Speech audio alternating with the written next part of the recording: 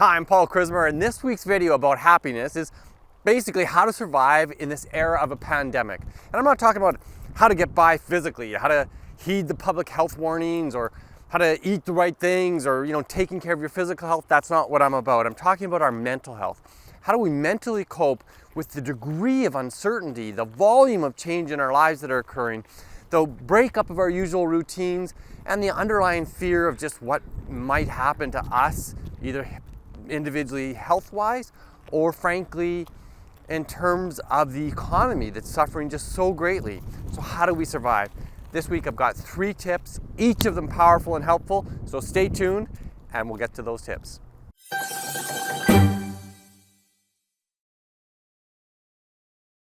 As a coach, public speaker, and best-selling author, I teach topics just like this one all around the world. So stay tuned and I'll give you practical tools that you can use to make both yourself and those around you both happier and more successful. So if we're looking for ways to cope mentally through this incredible volume of change and uncertainty, which is in and of itself, it has to be anxiety provoking, there are really clear-cut things that we can do. And I want to give you 3 ideas today. 3, each of them, I think, in and of themselves are powerful, and combined they can make a significant difference in your own life. The first tip is simply this: get outside, which is why I'm filming here today. It's not a beautiful day where I live today. It's a blustery spring day, but I'm outside even in this diffuse sunlight. I'm getting the vitamin D, I'm getting some exercise, I'm walking, I'm breathing. This is critical to our functioning right now. So many of us are kind of locked in place in our homes, and when we are going places, it's with this kind of precision in and out, as though we had to achieve something then get out. And there's so much more that we can do by just being conscious of taking care of our own physical health. And there's nothing more important, both from an exercise, breathing point of view, and from a kind of spiritual, if I can say that, a mental well-being position, to get outside and enjoy the fresh air and get that sunlight. The second thing is this: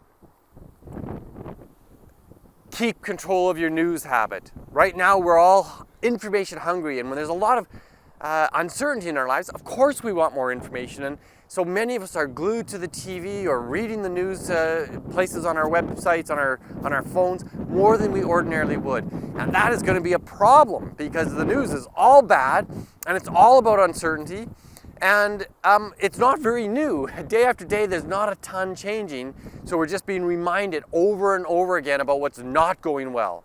So limit your news intake, and if you limit it to say 20 minutes a day to some credible news source, and I say this with some reluctance because I don't want to be political in this message. Hi puppy.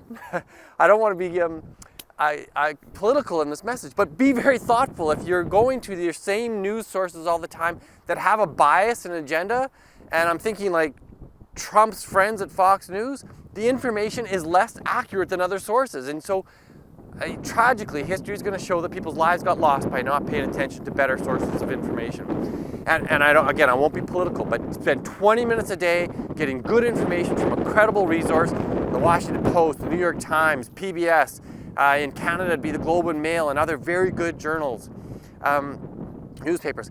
Be careful about your media consumption, because that information is leaving a big impression, and we are vulnerable to the emotional context of the information we get in. So if we're reading and seeing too much news, the emotional context is all friggin' scary. So limit your consumption.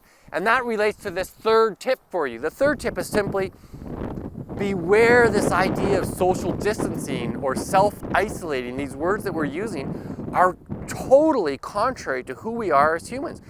Our very most basic need as a kind of tribal species is to be connected with other people. And so in the midst of this pandemic, we can't let ourselves become so isolated that we aren't meeting that basic human need. So I want to call it safe socialization, not social distancing, not self-isolation, but safe socializing. When you're out like I am today, be about 2 meters or 6 feet apart from people going by. If you're going to have a discussion with somebody, I'm going to back up from my cameraman. Keep this little safe difference here so that we can be sure that we're doing the right things, that we're keeping safe, but we're not limiting ourselves to to no contact at all. A friend of mine told me about a block party he had the other day, and about 7 or 8 neighbors came and they made this giant circle with their lawn chairs, each person making a good space between the other people, and they shared, they talked about what was going on, and it was a meaningful opportunity in their lives to stay connected. I'm doing a Sunday morning Zoom call with all my extended family. We're better connected now than we usually are, so that we can sit down and just connect with each other's lives. And these video calls, this beautiful technology we've got right now, it's like they're right there. I can see their emotions, I hear their stories, I'm connected to their lives.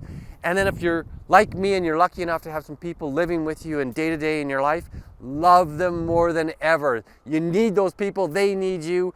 And in the midst of all this uncertainty, the one thing we can be really clear about is that we've got love in our hearts and love to share. And that's my message to you today. In the midst of all this crazy stuff, I'm loving you broadly out there, my YouTube community, all of you watching. Take this message to heart. Take care of your mental health. And if you like this video, press the like button and share it with your friends and family, and subscribe to my channel and you'll get a video like this every Sunday morning. Thanks for watching. Bye for now.